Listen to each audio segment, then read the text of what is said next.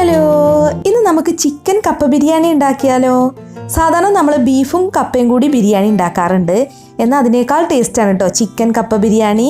അപ്പോൾ ചിക്കനും കപ്പ ഇതുപോലെ മിക്സ് ചെയ്ത് ഉണ്ടാക്കുകയാണെന്നുണ്ടെങ്കിൽ നല്ല ടേസ്റ്റാണ്. അപ്പോൾ ആദ്യം തന്നെ നമുക്കൊരു പാനിലേക്ക് 2 ടേബിൾ സ്പൂൺ വെളിച്ചെണ്ണ ചേർക്കാം. ഇനി ഇതിലേക്ക് 2 മീഡിയം വലിപ്പത്തിലുള്ള സവാള ഇതുപോലെ നേരിയതായിട്ട് കട്ട് ചെയ്തതാണ് ചേർക്കുന്നത്. അപ്പോൾ ആദ്യം തന്നെ സവാള ഒന്ന് വഴറ്റിയെടുക്കാം. ഇനി ഇതിലേക്ക് ഒരു പച്ചമുളക് നെടുകെ കീറിയത്, 3 ടേബിൾ സ്പൂൺ വെളുത്തുള്ളി ഇഞ്ചി പേസ്റ്റ് എന്നിവ ഇട്ട് കൊടുക്കാം. ഇനി വെളുത്തുള്ളി ഇഞ്ചി പേസ്റ്റിൻ്റെ പച്ചച്ചുവ മാറുന്നത് വരെ ഒന്ന് വഴറ്റിയെടുക്കണം. അതിനുശേഷം ഇതിലേക്ക് പൊടികൾ ഇട്ട് കൊടുക്കാം. 1 ടീസ്പൂൺ മഞ്ഞൾപ്പൊടി, 2 ടേബിൾ സ്പൂൺ മല്ലിപ്പൊടി, 2 ടേബിൾ സ്പൂൺ മുളക് പൊടി, 1/2 ടേബിൾ സ്പൂൺ കുരുമുളക് പൊടി, 1 ടീസ്പൂൺ ഗരം മസാല, 1 ടീസ്പൂൺ വലിയ ജീരകം പൊടിച്ചത്, പിന്നെ 2 ടീസ്പൂൺ ചിക്കൻ കറി മസാലയും ചേർക്കുന്നുണ്ട്. ഇനി പൊടികളുടെയൊക്കെ പച്ചച്ചുവ മാറുന്നത് വരെ ഒന്ന് വഴറ്റിയെടുക്കുക.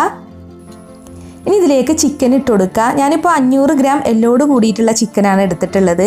അപ്പോൾ നല്ല എല്ലോട് കൂടിയിട്ടുള്ള ചിക്കന് വേണം നമ്മൾ ചിക്കൻ കപ്പ ബിരിയാണി ഉണ്ടാക്കാൻ എടുക്കാൻ. ഇനി ഇതിലേക്ക് 2 കപ്പ് വെള്ളം കൂടെ ചേർക്കാം. പിന്നെ ആവശ്യത്തിന് ഉപ്പിട്ട് കൊടുക്കാം.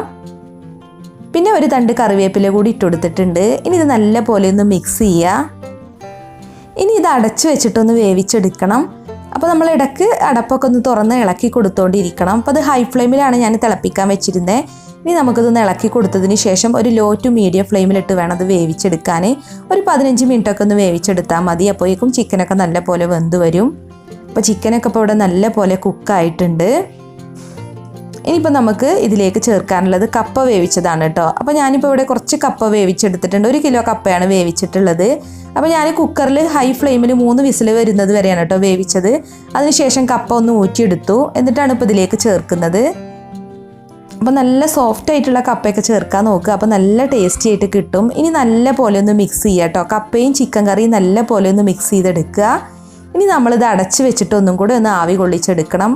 അപ്പോൾ ഒരു 5 മിനിറ്റൊക്കെ ഒന്ന് വേവിച്ചെടുത്താൽ മതി. ഒരു ലോ ടു മീഡിയം ഫ്ലെയിമിലിട്ട് തന്നെ വേവിച്ചെടുക്കുക. അപ്പോൾ ചിക്കനും കപ്പയും ഇപ്പോൾ നല്ല പോലെ മിക്സായി വന്നിട്ടുണ്ട്. അപ്പോൾ വെള്ളമൊക്കെ നല്ല പോലെ വറ്റിയിട്ടുണ്ട്. അപ്പോൾ ഇത്രയും മതി. ഇനിയിപ്പോൾ നമുക്ക് ഫ്ലെയിം ഓഫ് ചെയ്യാം. എന്നിട്ട് ഇത് വാങ്ങി വെക്കാം.